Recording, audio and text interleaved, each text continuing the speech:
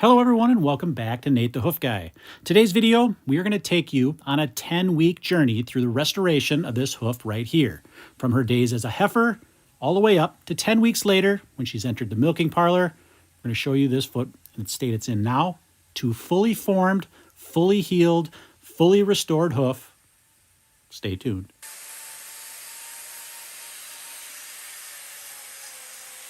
All right, so let's set the stage a little bit here.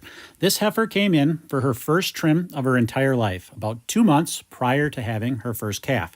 That's pretty standard. We try to get them all the heifers trimmed so that when they do enter the milking parlor, they're in top-notch shape.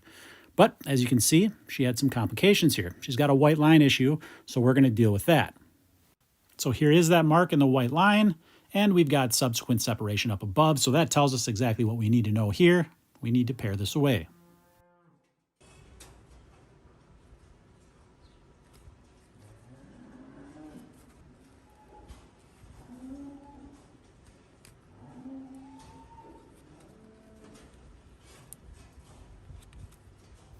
So as I mentioned earlier, on this day we are trimming heifers. Now a heifer is an animal that has yet to have their first calf. This particular barn, it's got 500 different heifers in there. That area they're standing at now, that is the feed lane. That's where they get their food, but they're free to roam throughout this entire area. So while you're only usually seeing me work on one particular animal, there are usually hundreds around me. And that's what you can hear in the background, all these other cows living their lives.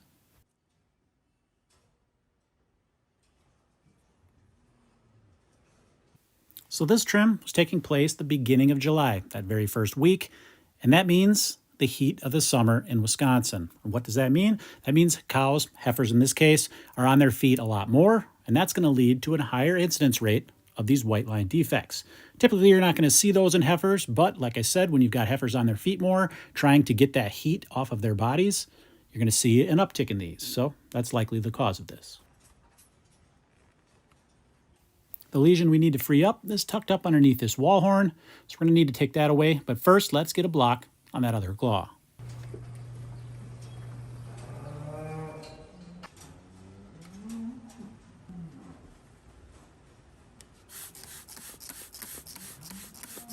You probably all know the next steps. That's right, we're going to clean this up with some chlorhexidine and get it wrapped with some salicylic acid.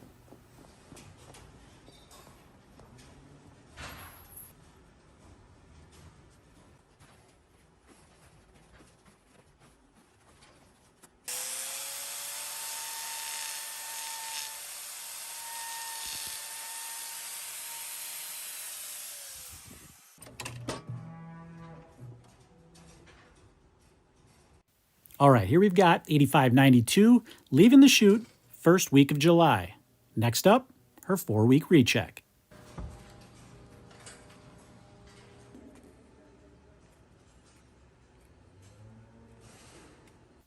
One of the first things you'll notice, she's lost her block. But it must have been recent because usually if they lose their blocks early, it's going to impede the progress. This one looks pretty good. Got good firmness in this claw, and that got a lot of good new horn growth, which is exactly what we want to see.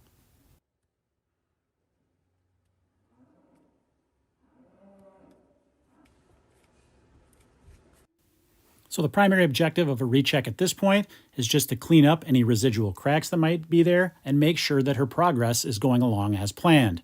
We want to make sure there's nothing that's going to hinder the full recovery of this. And luckily for her, everything looks pretty darn good. It's obviously not a fully formed, perfect looking sole yet, but we're going to get there. Here's where that lesion was. We've got good horn growth all the way across that. And as I mentioned, this hoof is firmed up. When she walked in, she was walking in perfectly, so I'm not worried about putting another block on, and I just let her go.